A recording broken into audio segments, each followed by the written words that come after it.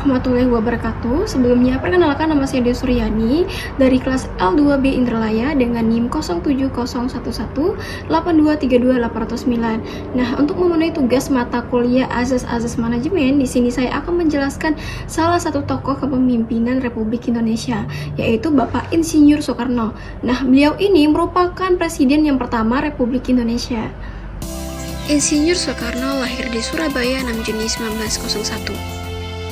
Nama lengkap Insinyur Soekarno adalah Koesna Sosrodihardjo, namun kemudian dikenal sebagai Soekarno.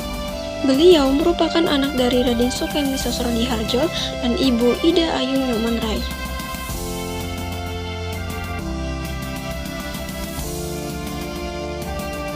Insinyur Soekarno menempuh pendidikan di HBS Surabaya, lalu melanjutkan ke Institusi Teknologi Bandung dan meraih gelar Insinyur Teknik Sipil pada tahun 1926. Insinyur Soekarno sejak masa kuliah ia sudah aktif dalam pergerakan nasional dengan mendirikan Algemeen Studi Club dan kemudian Partai Nasional Indonesia atau PNI pada tahun 1927 yang bertujuan untuk memperjuangkan kemerdekaan Indonesia.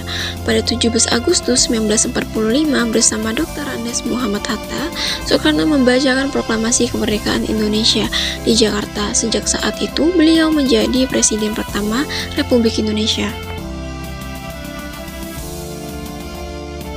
Setelah Indonesia merdeka pada 17 Agustus tahun 1945, Soekarno dihadapkan pada berbagai tantangan untuk mempertahankan kemerdekaan, menyatukan berbagai suku dan juga kelompok, serta membangun struktur negara dari nol. Ia menggunakan kekuatannya sebagai orator ulung untuk menanamkan semangat nasionalisme kepada seluruh rakyat Indonesia. Dalam pidato terkenalnya pada peringatan kemerdekaan tahun 1966, Soekarno menyatakan, bangsa yang tidak percaya kepada kekuatan dirinya sebagai suatu bangsa tidak dapat berdiri sebagai suatu bangsa yang merdeka. Kalimat ini menggambarkan keyakinan Soekarno bahwa kunci kemandirian bangsa adalah kepercayaan terhadap kemampuan sendiri. Soekarno juga memperkenalkan konsep Trisakti yang terdiri dari 3 prinsip, yaitu berdaulat dalam bidang politik, berdikari dalam bidang ekonomi, dan juga berkepribadian dalam bidang kebudayaan. Konsep ini dipaparkan sebagai jawaban terhadap tantangan dominasi asing dan ketergantungan terhadap negara lain.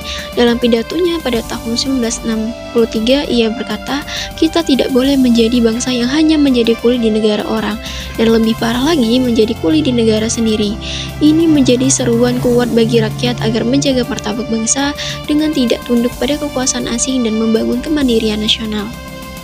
Walaupun penuh ide dan semangat perjuangan, masa kepemimpinan Soekarno tidak lepas dari kontroversi, krisis ekonomi, inflasi yang tinggi, serta kedekatannya dengan Partai Komunis Indonesia atau PKI menjadi pemicu ketidakpuasan dari berbagai pihak. Puncaknya terjadi saat peristiwa G30 SPKI 1965 yang kemudian berujung pada penurunan kekuasaan Soekarno dan naiknya Soeharto sebagai presiden.